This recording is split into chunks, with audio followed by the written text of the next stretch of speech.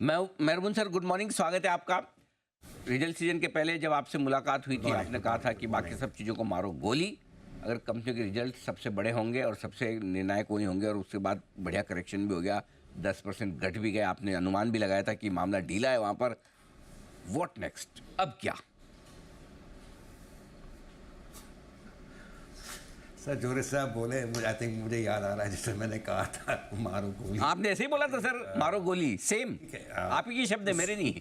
हाँ जी, हाँ जी, बिल्कुल बिल्कुल ठीक है। इसलिए देख, वो तो लाइव शो में बोल देते हो, कोई याद दिलाता तो बहुत अच्छा भी लगता है एक सर, बिकॉज वो ऑनेस्ट ओपिनियन था। सर आपके और वो शायद हुआ भी है। I think एक शब्द को, एक सेंटेंस को हम बहुत ध्यान से सुनते हैं। आपकी राय है, बहुत वैल्यूबल होती है। आपके इतने सालों का, साल को कहना गलत हो जाएगा, इतने दशकों का, डिकेड्स का आपका एक्सपीरियंस है। और सबसे बड़ी बात मैं मेहरबून सर के बारे में बताऊं, वैसे तो लोग जानते हैं कि जो बोलते हैं दिल से बोलते हैं, कोई आर्टिफिशियल है ही नहीं। आप टीवी पे भी मिलोगे तो ऐसी बात करेंगे, अलग से मिलोगे तो भी ऐसी बात करेंगे, एकदम दिल की बात रहता है, इसलिए बड़ा मज़ा आता है। जी sir. Thank you sir, thank you sir, thank you sir. Sir जो हम लोग ने स्लो डाउन देखी थी, आई थिंक जुलाई सितंबर में कॉर्पोरेट अर्निंग्स में, वो मेन फैक्टर था ही।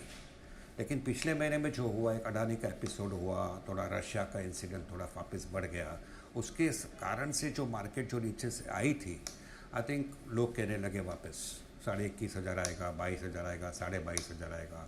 थोड़ी रैली आती है तो लोग कहते हैं अरे वो तो अपॉर्चुनिटी था, वापस घटता है तो वापस कहते हैं संभालो, ये ट्रेडिंग मार्केट है। तो मेरा एक ही कहना है कि अगर आपको जो स्टॉक पसंद है और वो आपको दिखता है कि घट गया है और अभी ज़्यादा घटना नहीं है बाकी, जाके खरीदिए। सिंपल आपको इलस्ट्रेशन देता हूँ विथ फैक्ट्स। 25,000, 25,500, 26,000 पे जब निफ्टी था और आज जो निफ्टी है, निफ्टी तो नीचे है, लेकिन 1 आउट ऑफ 6 स्टॉक्स, बहुत सारे अच्छे अच्छे इन्वेस्टर्स के पोर्टफोलियो में, they are higher today than when they were when the Nifty was at 26,000। इसका मतलब क्या होता है? इसका मतलब ये होता है कि काफ़ी सारे स्टॉक्स शायद बॉटम आउट हो चुके हैं। और शायद ये भी हो सकता है कि भले एक मार्केट में, ट्रेडिंग मार्केट में हम लोग हायर लेवल इमीडिएटली देखें, बीटन डाउन स्टॉक्स है, जैसे हिंदुस्तान लीवर हो या कॉलगेट हो या शायद एक्सिस बैंक हो, आई थिंक दे में रैली और आपको निफ्टी ऊंचा दिखेगा शायद। लेकिन एक बात ध्यान में रखना कि 75% of the market could have it peaked out for the next 6 months. It's distinctly possible. Macros पिछले 6 महीने में वीकन हो गए थे। We choose to ignore. रोज़ बाजार बढ़ता है यार, छोड़ो ना मैक्रो को। शेयर प्राइस बढ़ रहा है, अपना पोर्टफोलियो बढ़ रहा है, तो पीपल चूज टू इग्नोर।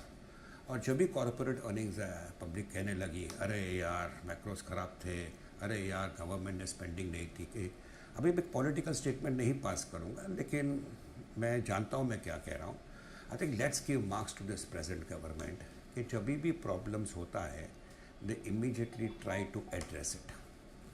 तो ये गवर्नमेंट स्पेंडिंग की जो बात होती है, I think government spending has picked up pace in the last 1 month. और शायद लेग इफेक्ट के बाद, 1-2 क्वार्टर के बाद आपको कॉर्पोरेट अर्निंग्स में भी दिखेगा। The point is, was this an aberration? मैं नहीं कहूँगा एबरेशन है, मैं इतना कहूँगा it will be short lived. Recovery will happen, corporate earnings will improve. और मार्केट के सामने जो कंसर्न है, मैं कहूँगा major concern is urban demand, जो इमीडिएटली पिकअप शायद नहीं होगा। We will need the support of the finance ministry in terms of some tax benefits here and there, whether it's GST, whether it's income tax in the budget which is 2 months away. I think urban demand will depend a lot on fiscal part of what the government intends to do. लेकिन दूसरा जो बात मैं कहूँगा, government spending बढ़ने से orders have started increasing again, things are again happening. और एक लेग इफेक्ट के बाद आप उसको कॉर्पोरेट परफॉर्मेंस में देखेंगे। कंसर्न है एक अर्बन डिमांड का, जो शायद इमीडिएटली पिकअप नहीं होगा। और दूसरा मेजर कंसर्न है मुझे, जो शायद मैं पहले आपको कह रहा हूँ, पब्लिक बात करेगी इसके बारे में। Somewhere I have a surety कि China will devalue its currency officially. और ये चाइना डिवैल्यू करता है, FII फ्लोज पे क्या फ़र्क पड़ेगा, we don't no. Indian rupee भी is weakening because dollar index is going up. तो 1 महीने के बाद भगवान ना करे डॉलर इंडेक्स 109 होता है और इंडियन करेंसी 88 के आसपास होता है। What will happen to FII flow, we don't know. But I just know one thing, और ये अनुभव से कह रहा हूँ कि whenever you feel that market has corrected, market has fallen. ज़्यादा मत सोचिए निफ्टी कितना और घटेगा या निफ्टी बढ़ेगा कि नहीं इमीडिएटली. आप सोचिए कि ये स्टॉक जो मेरे पास लेना है वो भी 5% घट के 30% बढ़ेगा अगले 12 महीने में. Go and buy it. इतना ध्यान में रखिए कि मार्केट नैरो रेंज होता है, आपके सामने बहुत सारे अपॉर्चुनिटीज आते हैं जो आप मिस करते हो because you are going on waiting for lower levels of the Nifty. So beyond a point मैं वही शब्द यूज़ करूँगा, निफ्टी को मारो गोली. Whenever you have good stocks coming a begging in front of you, वो बोलता है मुझे खरीदो, तो आप ज़्यादा मत सोचो निफ्टी और 3-4% घटेगा.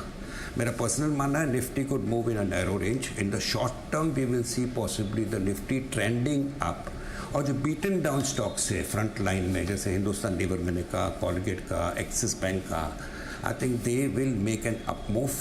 शादी नहीं करना है, और from a trade angle they will provide an opportunity. Nifty will seem to go up, but at the end of it all, जैसे मैंने कहा, may be 70-75% of stocks could have at peaked out and there would only be a trading opportunity. But बाकी का जो market है 20-25% good quality nice stocks, mid cap हो, small cap हो, front line हो, I think they have bottomed out and they are giving you an opportunity to go and buy. So don't bother 1000 points lower on the Nifty or 1000 points higher on the Nifty. There are stocks which are available to you in which the downside is limited and the upside is going to be quite good. उदाहरण front line में मैं कहूँगा state bank of India है, Indian hotels है. These are the type of stocks which are providing you an opportunity. Go and buy them. Will they correct? They may correct by 5-10%. Will they provide you an upside? Definitely more than 25-40% over the next 12 months. So these are the examples and this is what investors need to do. क्योंकि आप कंटाल जाओगे, राह देखोगे 22,000 का, राह देखोगे 26,000 का इधर उधर हो रहा है. That means you will not go and buy anything. Of course you should go and buy selectively into this market. और जो हमारे दर्शक मुंबई से बाहर है, महाराष्ट्र से बाहर है, उनकी जानकारी के लिए बता दूं, जो मेहरबून सर ने कहा ना कंटाल जाओगे, वो मैं भी पहली बार जब मुंबई आया 1989 में तब पता चला. तो उसका मतलब फ्रस्ट्रेट हो जाओगे, परेशान हो जाओगे. मतलब कोई शेयर खरीद के आप फ्रस्ट्रेट हो जाते हैं ना कि क्या करें, ना बढ़ता है ना घटता है. That is the word. Okay, आइए. अच्छा, मेहरबून सर ने बताया कि अगर आपको शेयर पसंद आ रहा है तो फिर निफ्टी के लेवल मत देखो. आपके भाव के हिसाब से करेक्शन आ गया है, अच्छे लेवल पे आ गया, लेकिन शांति से बैठ जाओ.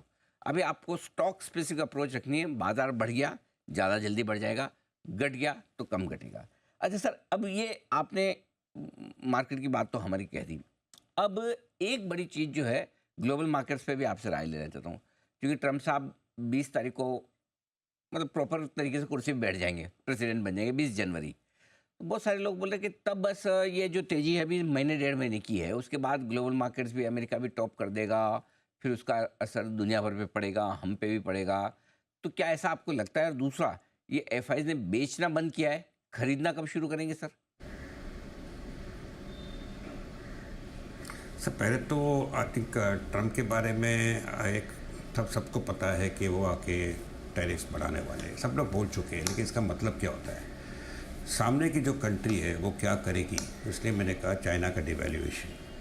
चाइना होशियार कंट्री है, डोंट अंडर एस्टिमेट देम. भले उनका ग्रोथ खराब है अभी, बट उन लोग अपने एक्सपोर्टर्स को प्रोटेक्ट करने के लिए प्रोडक्शन बढ़ाने के स्टिमुलस देते हैं. प्रोडक्शन बढ़ाने के बाद बेचेंगे कहाँ पे? ट्रम्प साहब तो टैक्स टैरिफ बढ़ाएगा, तो they will incentivise their exporters by devaluing the currency.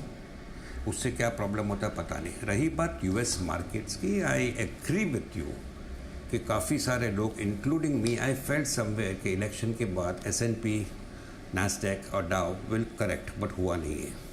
But in the same breath let's be very honest, recession की बात, स्लो डाउन की बात हम लोग 6-8-9 महीने पहले यूएस के बारे में बोलते थे, आज कोई नहीं बोल रहा है.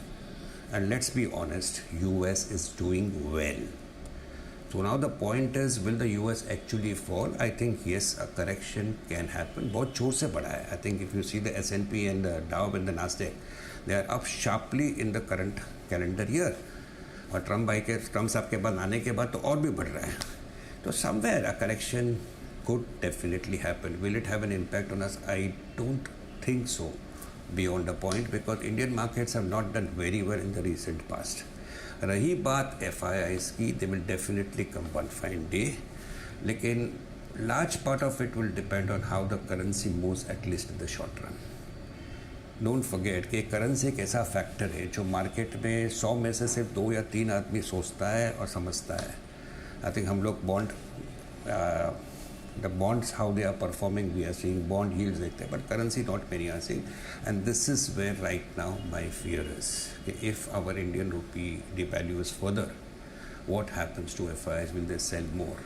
But somewhere along the line, हमें confidence के साथ आगे बढ़ना चाहिए जी कि India possibly remains relatively the best market for FIIs.